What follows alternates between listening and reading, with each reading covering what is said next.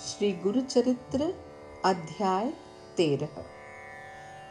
श्री गणेशाय नमः। श्री सरस्वत्यै नमः। श्री गुरुभ्यो नमः। श्री कुलदेवतायै नमः। श्रीपाद श्री वल्लभ श्री नरसिंह सरस्वती नमः। दत्तात्रेय गुरुभ्यो नमः। नाम धारक ने सिद्ध मुनि से पूछा, हे पावन धर्मात्मा, मुझे यह बताएं कि श्री गुरु ने भीमा नदी के तट पर आकर कौन सी लीलाएं की। सिद्ध मुनि ने कहा, प्रभु, बहुत समय तक गंधर्वपुर अर्थात गाणगापुर में रहे। वहां पर भीमा और अमरजा नदी का संगम उतना ही पावन है जितना कि कृष्णा नदी का अन्य 5 पवित्र नदियों के साथ संगम है। कुछ समय तक श्री गुरु यहाँ पर गुप्त रूप से रहने लगे। अपने भक्तों के उद्धार के उद्देश्य से वे उनसे भिक्षा लेकर अपने जीवन का निर्वाह करते थे। क्योंकि वे निर्धन लोगों से भिक्षा लेते थे, उस स्थान के धनी लोगों ने उनकी निंदा करनी आरंभ कर दी। जैसे कि बादलों के पीछे छुपने पर भी सूर्य अपनी किरणों से चारों ओर उजाला फैलाता है और अंधकार को नष्ट करता है, और जैसे कि डिब्बी में छिपने पर भी कस्तूरी अपनी सुगंध देती रहती है, उसी प्रकार श्री गुरु के दिव्य गुणों को लोगों की नजरों से अधिक समय तक छिपाना असंभव था। एक दिन वह एक निर्धन ब्राह्मण के घर पर भिक्षा के लिए पहुंचे। वहां पर उन्होंने एक वंध्या भैंस देखी। वह बूढ़ी हो चुकी थी। श्री गुरु ने विप्र स्त्री से भैंस का दूध मांगा। विप्र स्त्री ने कहा, हे प्रभु, यह भैंस वंध्या और वृद्ध है। यह दूध नहीं देती। हम इसे केवल बोझा ढोने के प्रयोग में लाते हैं। श्री नरसिंह सरस्वती जी हंसते हुए कहने लगे, माँ, मेरे साथ झूठ नहीं बोलो।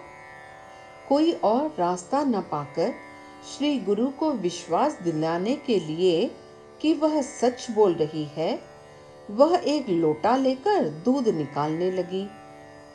लेकिन यह क्या? भैंस के स्तनों से भरपूर दूध आने लगा। भैंस में परिवर्तन देखकर विप्र स्त्री चकित हो गई। उसने दूध को उबालकर श्री गुरु को अर्पित किया। श्री गुरु ने बहुत चाव से उसे ग्रहण किया और आशीर्वाद देकर संगम पर चले गए।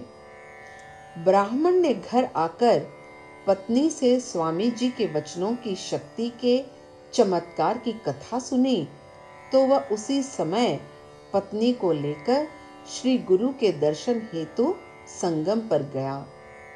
वहां पर उसने भक्ति पूर्वक श्री गुरु की पूजा की और उनका आशीर्वाद प्राप्त किया।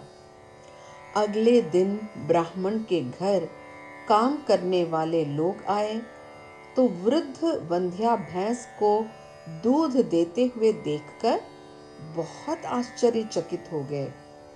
वंध्या भैंस के परिवर्तन की खबर तेजी से चारों ओर फैलने लगी। यह बात फैलते फैलते शासक के कानों तक पहुंची।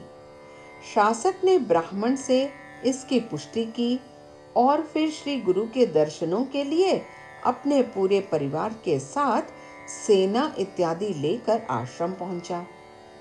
उसने श्री गुरु को भक्ति भाव से साष्टांग दंडवत किया। उनके केवल दर्शन मात्र से ही राजा के हृदय में श्रद्धा की लहर फूट पड़ी। प्रेम और भक्ति के अश्रु दोनों नेत्रों से बहने लगे। उसने संवेदनशील स्वर में कहा, प्रभु, मैं आपका एक हीनमय गुलाम हूँ। कृपया मुझ पर अपनी कृपा करें और सदैव मेरी रक्षा करें। प्रभु ने कहा, मैं एक सन्यासी हूँ। मैं जगह जगह भ्रमण करता हूँ और भिक्षा पर अपना जीवन यापन करता हूँ।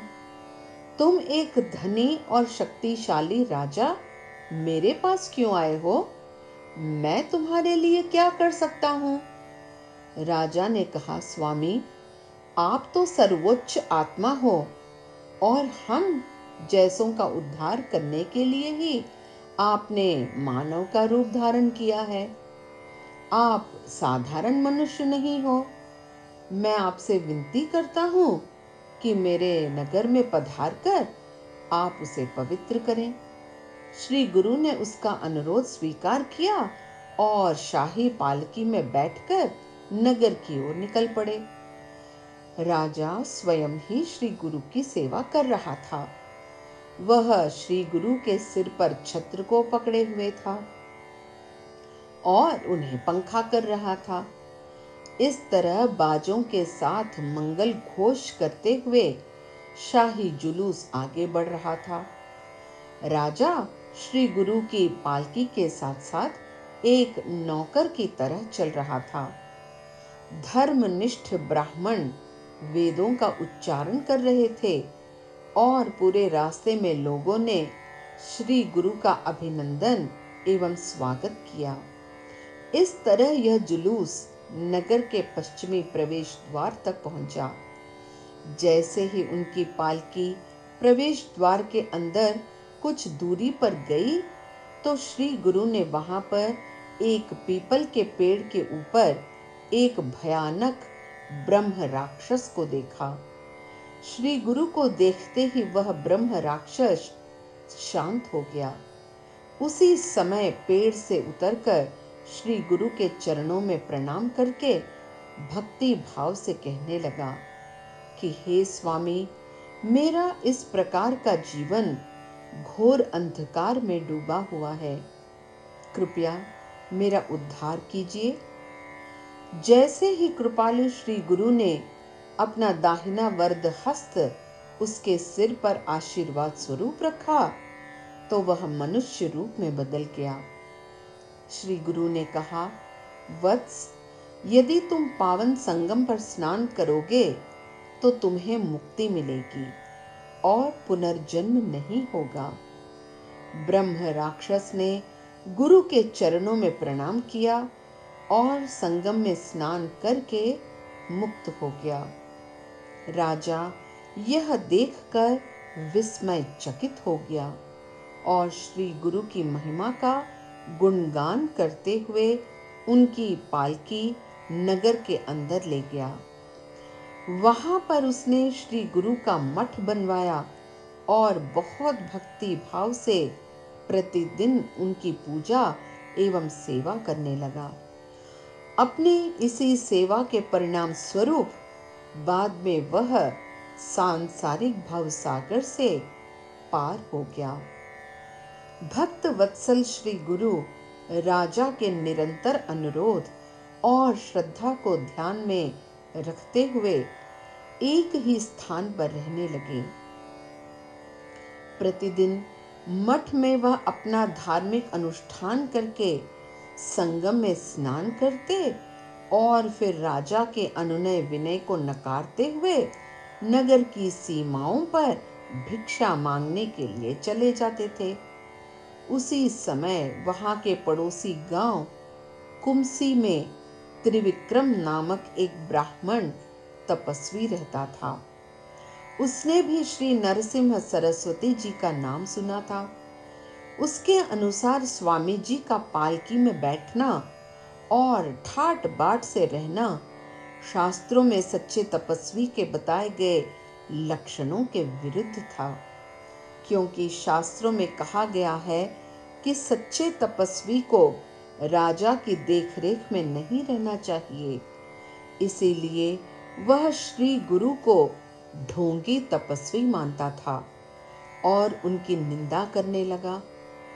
परंतु सर्वज्ञ श्री गुरु त्रिविक्रम भारती के मन की बात जानते थे। उन्होंने राजा से कहा कि त्रिविक्रम भारती मेरी निंदा करता है, मुझे जाकर उसे ठीक करना है।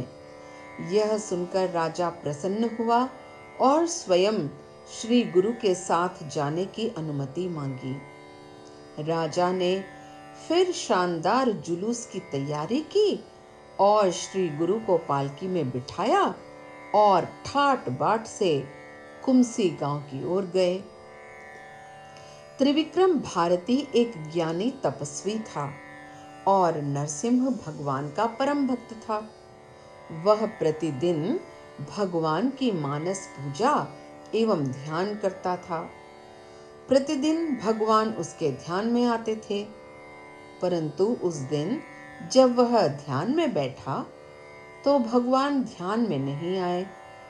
त्रिविक्रम भारती बहुत निराश होकर प्रभु से लालायित हृदय से प्रार्थना करने लगा। हे प्रभु, आप तो कृपा सागर हैं, भक्तवत्सल हैं। आज आपने मुझे अपने दर्शन क्यों नहीं दिए? प्रभु, मुझे दर्शन दीजिए। यह कहकर वह ध्यान में खो गया। कुछ समय बाद उसने भीतर से आवाज सुनी कि प्रभु आज पावन नदी के तट पर हैं। वह उसी समय नदी की ओर निकला। सर्वज्ञ श्री गुरु पहले से ही बहुत से लोगों के साथ नदी के किनारे पर डेरा डाले हुए थे। श्री गुरु की यौगिक शक्ति द्वारा त्रिविक्रम ने देखा कि हर व्यक्ति सन्यासी था और बहुत बड़ा सन्यासियों का झुंड वहां खड़ा था। वह मूर्छित हो गया। जब होश आया तो फिर वही सन्यासियों का झुंड वहां पर खड़ा था। तब श्री गुरु ने स्तब्ध होकर त्रिविक्रम से कहा, हे त्रिविक्रम, मैं ही वह सन्यासी हूं जिसकी तू अपनी आध्यात्मिक उपलब्धियों और ज्ञान के अहंकार में निंदा करता है और मुझे ढोंगी नीच कहता है। मैंने अभी तेरी परीक्षा ली है। यह सत्य है कि तू भगवान नरसिंह का भक्त है और धर्मशास्त्रों का ज्ञाता है, परंतु यदि तू सन्यासी है तो मुझे बता कि तूने क्या छोड़ा है। जिस व्यक्ति की आत्मा को ज्ञान के अहंकार, कीर्ति का मोह और नफरत से व्याकुलता हो जाए तो उसे सन्यासी कैसे कहेंगे? मैं तुम्हें देखकर वास्तव में तुमसे एक ढोंगी सन्यासी के लक्षण समझने आया हूं। हे ज्ञानी तपस्वी, इस गूढ़ बात को ध्यान से सोचो तो भगवान नरसिंह की कृपा से तुम्हें सत्य का आभास हो जाएगा। श्री गुरु के ऐसे वचन सुनकर त्रिविक्रम भारती में विनम्रता आ गई और वह कहने लगा, हे प्रभु, आपकी यौगिक शक्ति से मैं अभिभूत हो गया हूँ। अपने इस प्रगाढ़ अनुभव को व्यक्त करने के लिए मेरे पास उचित शब्द नहीं है। हे कृपा सागर, सर्वव्यापक, कृपया मेरी रक्षा करो, मेरा उद्धार करो। मैं जानता हूँ कि यह मेरी जीवन भर की साधना और तपश्चर्या का फल है कि आपके दर्शनों का सौभाग्य प्राप्त हुआ है। आप ही तो वही नरसिंह भगवान हैं जिनका मैं नित्य ध्यान करता हूँ। कृपया मुझे अपनी शरण में लेकर मेरा अपराध क्षमा करें। त्रिविक्रम की पूर्व आग्रहहीनता, पश्चाताप और विनम्रता पर श्री गुरु ने प्रसन्न होकर उसे अपने दिव्य स्वरूप के दर्शन दिए। त्रिविक्रम राजा सेना और लोगों के झुंड को देख पा रहा था, परंतु श्री गुरु के आध्यात्मिक तेज को देखकर वह चकाचौंध हो गया। राजा एक नौकर की भांति श्री गुरु को पंखा झुला रहा था। उसने श्री गुरु के ब्रह्मांडीय रूप के दर्शन किए। श्री गुरु ने कहा, त्रिविक्रम, मैंने तुम्हें अपने ब्रह्मांडीय रूप के दर्शन दिए हैं, जो कि दीर्घ काल साधना और ध्यान करने पर भी उपलब्ध नहीं होते, क्योंकि मैं तुम्हारी साधना और ध्यान पर प्रसन्न हूँ। अगले ही क्षण त्रिविक्रम ने फिर से उन्हें श्री गुरु के मानवीय रूप में ही अपने सामने देखा।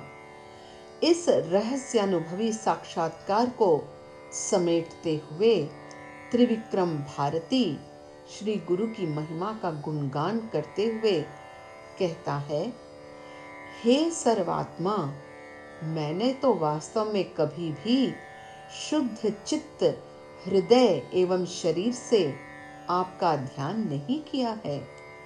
मैंने तो सदा आपकी निंदा ही की है, परंतु फिर भी आपने मुझ पर अपनी असीम कृपा की। यह मेरा परम भाग्य है कि आपने मुझे अपने विश्व रूप, जो कि प्राचीन काल में अर्जुन को दिखाया था, का दर्शन दिया। हे हरि, मैं अविद्या के सागर में डूब रहा हूँ। मुझे ज्ञान की छाल में बिठाकर आत्मज्ञान के तट तक पहुंचा दो।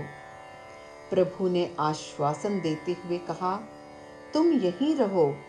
तुम्हें ज्ञान द्वारा अज्ञान के नाश से जीवन के परम लक्ष्य की प्राप्ति होगी। ऐसा आशीर्वाद देकर श्री गुरु अपने जुलूस के साथ मठ में वापस लौट आए और भक्तों के कर्म योग के मार्ग का प्रतिपादन करने लगे। इति त्रयोदश अध्यायः। श्री दत्ताय गुरुवे नमः। श्रीपाद श्री वल्लभाय नमः। श्री नरसिंह सरस्वत्यै नमः।